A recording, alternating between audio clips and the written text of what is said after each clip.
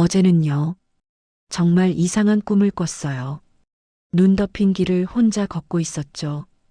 그런데 아무리 걸어도 끝이 안 보이더라고요. 눈밭 끝에 누가 서 있었어요. 자유를 찾으러 왔다면서 왜 울어? 그 목소리가 20살 때 죽은 남편 목소리였어요. 눈물이 나서 깼죠. 탁상 위에 놓인 남한 신분증이 유난히 낯설어 보였어요. 제 이름은 강미정이에요. 올해 62. 탈북한 지 11년 됐어요. 북한에서는 공장 재봉사였죠. 손끝이 빠르다고 금손 미정이라 불렸어요. 그때는 정말 자랑스러웠어요. 하지만 배급이 끊기고 아들이 굶어 죽었어요. 그날 이후 저는 사람을 믿지 않게 됐어요. 남쪽 가면 밥은 배 터지게 먹는다. 그 말 하나 믿고 강을 건넜죠.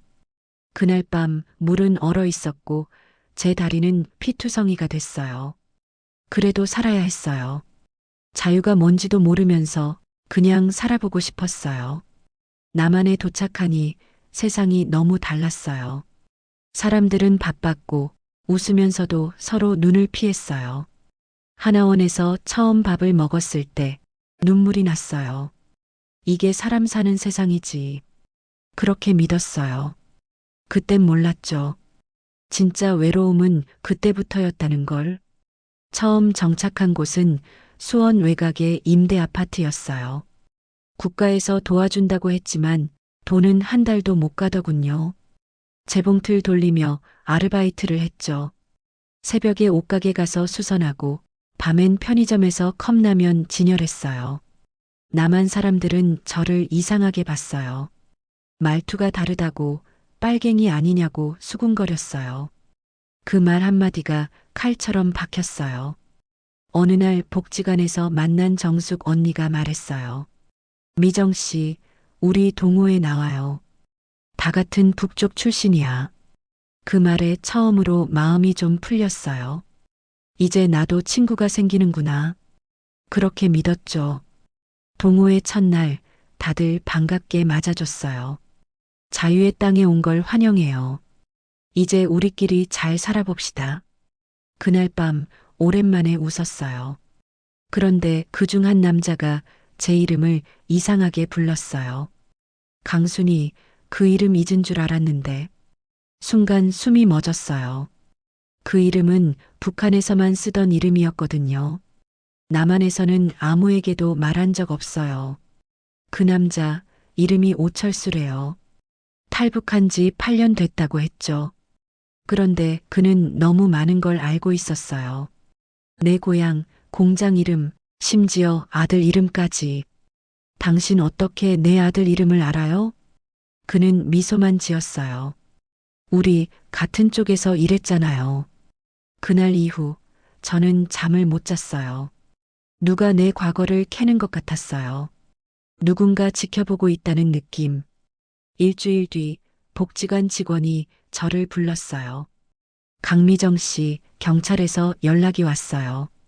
당신 과거 신원 관련해서 조사가 필요하답니다. 그 순간 머리가 하얘졌어요. 나는 죄가 없는데, 그저 살고 싶어서 넘어왔을 뿐인데. 경찰 조사실에서 한 남자가 앉아 있었어요. 바로 그 오철수였어요. 그가 경찰 옆에 앉아 있었어요. 그리고 웃으며 말했죠.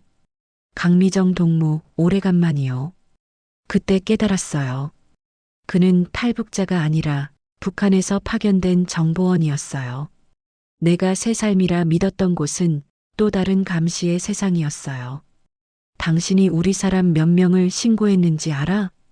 그가 속삭였어요. 남조선 경찰도 믿지 마오. 그들도 당신을 의심하오. 나는 그날 처음으로 진짜 공포가 뭔지 알았어요. 며칠 뒤 복지관 사람들은 나를 피했어요. 어디서 들은 건지 강미정 간첩이라던데? 그 말이 돌았어요. 집 앞에 간첩 OUT라는 낙서가 새겨졌어요. 그 낙서를 보며 나는 다시 북한의 공포 속으로 돌아간 기분이었어요. 그날 밤 문을 두드리는 소리가 났어요. 탁, 탁. 심장이 터질 것 같았어요. 누구지 또 그 사람이야? 조심스레 문을 열었더니 거기 정숙 언니가 서 있었어요. 미정 씨, 나 알아요. 당신 간첩 아니잖아요. 그 말에 눈물이 왈칵 났어요. 그녀는 나를 품에 안으며 말했어요. 이제부터 우리 둘이 같이 버텨요. 나만 사람들은 몰라요. 우리가 어떤 길을 걸어왔는지. 그 순간 오랜만에 인간의 온기를 느꼈어요. 하지만 그 온기도 오래가지 않았어요. 그녀가 다음 날 복지관에서 사라졌거든요. 정숙 언니가 북한으로 다시 갔다더라. 누군가 그렇게 말했어요. 하지만 난 믿을 수 없었어요. 그녀는 남한에서 묻히고 싶다고 했으니까. 그날 이후 난 결심했어요. 더 이상 도망치지 않겠다고. 내 이름, 내 삶, 내가 선택한 자유를 지키겠다고. 정숙 언니가 사라진 지 일주일째예요. 전화도 안 되고 집도 비어 있었어요. 냉장고 안엔 김치 한 통이 덩그러니 남아 있었죠. 그 김치통 위에 종이 한 장이 있었어요. 미정아, 절대 경찰 믿지 마. 나중에 알게 될 거야. 그 한 줄이 저를 미치게 만들었어요. 도대체 무슨 뜻이었을까요? 복지관에 가서 물었어요. 정숙 언니 어디 갔어요? 직원은 시선을 피하며 말했죠. 그분 자원에서 떠났대요. 더는 남쪽 생활이 힘들다고요. 그 말 거짓이었어요. 정숙 언니가 그럴 리가 없었어요. 그 사람은 늘 말했어요.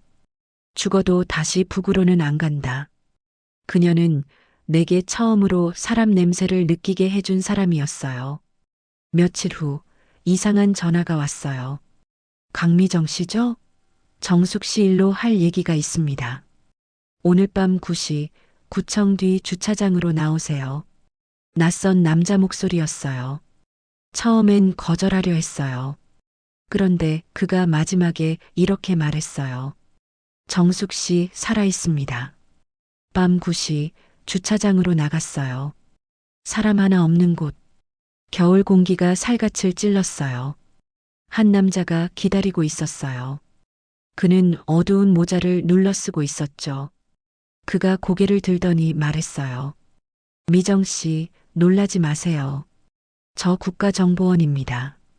순간 다리가 풀렸어요. 국정원이라니. 드라마에서나 보던 사람들이 실제로 내 앞에 있었어요. 그는 말했어요. 당신 주변에 북한에서 파견된 정보원이 있습니다. 그 사람 오철수 말이죠? 그가 고개를 끄덕였어요. 맞습니다. 당신을 통해 다른 사람들의 정보를 빼내고 있었어요. 그 말이 떨어지는 순간 세상이 멈춘 것 같았어요. 그럼 정숙 언니는? 그녀는 당신을 보호하려다 잡혔습니다. 잡혔다니요? 북한으로요? 그는 잠시 침묵했어요. 남쪽 내부에서입니다.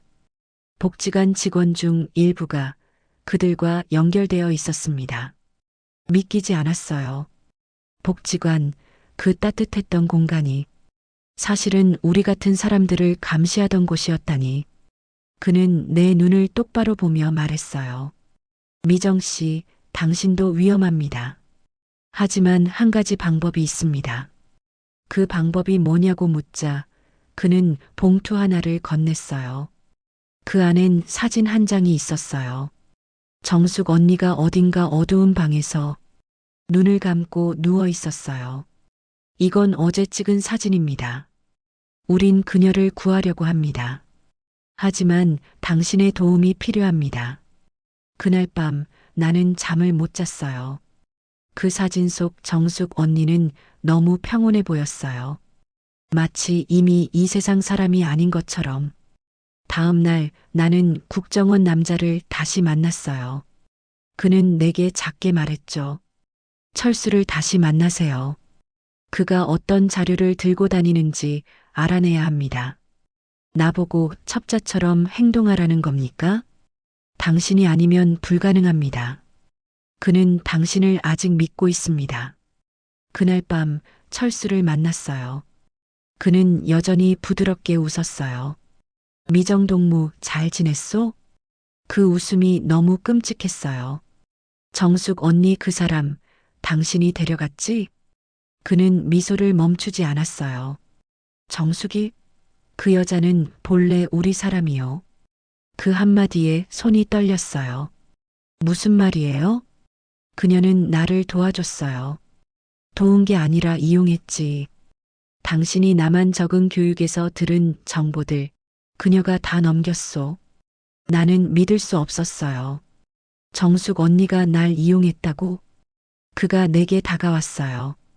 강미정 동무, 이제 돌아가야 할 때요. 돌아가다니, 어디로? 조국으로. 그는 내 손에 여권을 쥐어줬어요. 가짜 이름이 적혀 있었어요. 내일 새벽 인천항으로 가오. 거기서 다시 시작하는 거요. 그 순간 머릿속이 하얘졌어요. 정숙 언니도 이 여권을 받았던 걸까? 그래서 사라진 걸까? 나는 결심했어요. 이번엔 내가 속지 않겠다고. 그날 밤 몰래 국정원 남자에게 연락했어요. 그는 잠시 후 도착. 잘했어요, 미정 씨. 이제 끝을 봐야겠네요. 우린 철수를 미행했어요. 그는 매일 복지관 지하 창고로 들어갔어요. 거긴 문이 2개 있었어요. 하나는 봉사자들이 쓰는 문, 그리고 또 하나는 비밀문처럼 잠겨 있었죠. 그 문을 열었을 때 숨이 멎는 줄 알았어요. 안엔 컴퓨터와 송신기, 그리고 탈북자들의 개인정보 파일이 가득 있었어요. 이름, 주소, 가족, 연락처, 그 모든 게 북한으로 넘어가고 있었어요. 그리고 모니터 속에 있던 영상 하나. 정숙 언니가 고개를 숙인 채 말하고 있었어요. 우린 다 감시당하고 있었어요. 미정아, 도망쳐. 그 순간 화면이 꺼졌어요. 그 뒤로 기억이 잘 나지 않아요. 경찰, 국정원, 사이렌 소리, 그리고 철수가 웃던 얼굴. 그가 마지막으로 한 말이 아직도 귓가에 맴돌아요. 당신이 믿은 자유, 그게 진짜였소? 며칠 뒤 뉴스에서 봤어요. 복지관 간첩단 적발, 탈북자 대상 정보 유출 혐의. 거기 철수 얼굴이 있었어요. 하지만 정숙 언니 이름은 없었어요. 그녀는 끝내 나타나지 않았어요. 그날 밤 복지관 폐허 앞에 갔어요. 눈이 내리고 있었죠. 하얀 눈 사이로 종이 한 장이 나부꼈어요. 진짜 자유는 마음 안에 있다. 정숙 언니의 글씨체였어요. 나는 하늘을 올려다봤어요. 언니, 나 이제 알아요. 자유는 장소가 아니라 두려움 없는 마음이란 걸. 그날 이후 나는 다시 재봉틀을 잡았어요. 이제는 남을 위해 옷을 기우지 않아요. 나 자신을 위해 바느질을 해요. 눈은 멈추지 않았어요. 정숙 언니 글씨가 적힌 그 종이를 꼭 쥐었어요. 진짜 자유는 마음 안에 있다. 그 문장 하나가 제 삶을 뒤흔들었어요. 그날 이후 국정원 사람들도 연락이 끊겼어요. 사건은 잠잠해졌고 뉴스에선 다른 일들만 떠들어댔어요. 모든 게 끝난 줄 알았어요. 그런데 그게 시작이었어요. 하루는 우체부 아저씨가 초인종을 눌렀어요. 강미정 씨 등기요. 발신인은 없었어요. 내가 정숙이다. 손이 떨렸어요. 흰 봉투, 깨끗한 글씨. 딱 한 줄만 적혀 있었어요. 북쪽에서 온 편지. 심장이 덜컥 내려앉았어요. 봉투를 열었어요. 안에는 오래된 사진 한 장, 그리고 편지 한 통이 들어 있었어요. 미정아. 그 목소리가 들리는 것 같았어요. 글씨는 흐트러졌고 군데군데 번져 있었어요. 미정아. 이 편지가 내게 닿는다면 나는 이미 나만에 없을 거야. 내가 너한테 숨긴 게 있어. 처음부터 나는 북한에서 내려온 사람이었어. 하지만 임무를 수행하는 동안 너를 만나면서 모든 게 달라졌어. 너는 내게 사람다운 마음을 줬어. 그래서 마지막엔 내 정보를 지키려다 내가 잡혔어. 철수는 날 이용했지만 난 그를 속였어. 내 진짜 가족 정보를 숨겼거든. 편지를 쥔 채 숨이 막혔어요. 진짜 가족? 너 아들 잃었다고 했지. 하지만 내 아들은 죽지 않았어. 그날 강을 건너다 잡혔어. 지금은 평양 제3구역 병원에서 일하고 있어. 내가 직접 봤어. 그 아이는 너 닮은 눈을 하고 있었어. 내가 살아있는 걸 몰랐어.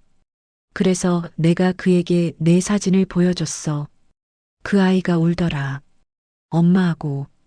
눈물이 주체가 안 됐어요. 그토록 잃었다고 믿었던 아들이 살아있었다니. 가슴이 터질 것 같았어요. 내가 마지막으로 할 수 있는 건 이거야. 이 편지를 통해 내가 그 아이가 살아있다는 걸 알게 하는 것. 내가 절망 대신 희망을 선택하게 하는 것. 미정아, 자유란 아픔을 견디는 힘이야. 우리 둘 다 그걸 잊지 말자. 편지는 거기서 끊겼어요. 잉크가 번져 마지막 줄은 읽을 수 없었어요. 그날 밤 나는 처음으로 하늘을 향해 소리쳤어요. 나 아직 포기 안 해. 내 아들 내가 찾을 거야. 며칠 동안 국정원에 전화를 걸었어요. 하지만 연결되지 않았어요. 존재하지 않는 번호입니다. 그런데 이상하게 그 다음 날 아파트 문 밑으로 한 장의 메모가 들어왔어요. 북쪽 통신으로 아들 확인 완료. 사진 첨부. 당신은 지금도 감시받고 있습니다. 사진엔 젊은 남자가 서 있었어요. 흐릿하지만 분명히 내 아들이었어요. 그런데 사진 구석에 작게 적혀 있었어요. 촬영자 오철수. 숨이 막혔어요. 가슴 한쪽이 뜨거워졌어요. 그는 아직도 살아 있었어요. 그리고 나를 지켜보고 있었어요. 그날 밤 다시 전화가 왔어요. 미정 동무 편지 받았소? 철수의 목소리였어요. 당신 왜 아직 날 괴롭히는 거야? 그는 웃었어요. 괴롭히다니. 난 당신을 도우려는 거요. 도운다고? 그래요. 당신 아들을 다시 만나게 해주겠소. 순간 머릿속이 하얘졌어요. 그 말이 진짜일까? 아니면 또 다른 함정일까? 어디서요? 그건 당신이 정해야지. 자유를 찾으러 왔다면 자유롭게 선택하시오. 그는 그렇게 말하고 끊었어요. 밤새 잠을 못 잤어요. 손에는 정숙 언니 편지, 책상 위엔 아들 사진, 그리고 마음속엔 끝나지 않은 싸움이 있었어요. 그가 진짜 날 도우려는 걸까? 아니면 또 이용하려는 걸까? 새벽녘 창문 밖을 보는데 멀리 어둠 속에서 그림자 하나가 서 있었어요. 오래된 코트를 입고 모자를 눌러 쓴 남자. 그는 나를 바라보다 고개를 숙였어요. 그리고 천천히 돌아섰죠. 그 뒷모습이 이상하게도 눈물나게 익숙했어요. 그날 이후 그는 사라졌어요. 다시는 연락도 흔적도 없었어요. 하지만 며칠 뒤 우체통에 또 다른 봉투가 왔어요. 보낸 사람 없음. 안에는 작은 사진 한 장. 정숙 언니 그리고 내 아들이 함께 웃고 있었어요. 뒤엔 짧게 적혀 있었어요. 미정아, 우리가 너를 지켜보고 있어. 겁내지 마. 이제 진짜 자유야. 그날 밤 나는 오랜만에 웃었어요. 눈물이 뺨을 타고 흘렀지만 그건 고통이 아니라 따뜻함이었어요. 이제 나는 매일 재봉틀을 돌려요. 한 땀 한 땀 박을 때마다 생각해요. 이건 언니 옷 한 벌. 이건 내 아들 옷 한 벌. 누군가 묻겠죠. 그들이 정말 살아있냐고요? 몰라요. 하지만 그게 뭐가 중요해요. 그들이 내 마음 안에 살아있는데. 이제 나는 매일 사람들에게 이렇게 말해요. 나이 들어도 누구 밑에도 두렵게 살지 말아요. 진짜 자유는 두려움을 넘은 뒤에 있어요.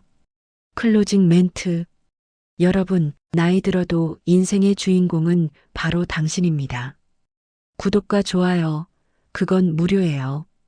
하지만 제겐 큰 힘이 됩니다.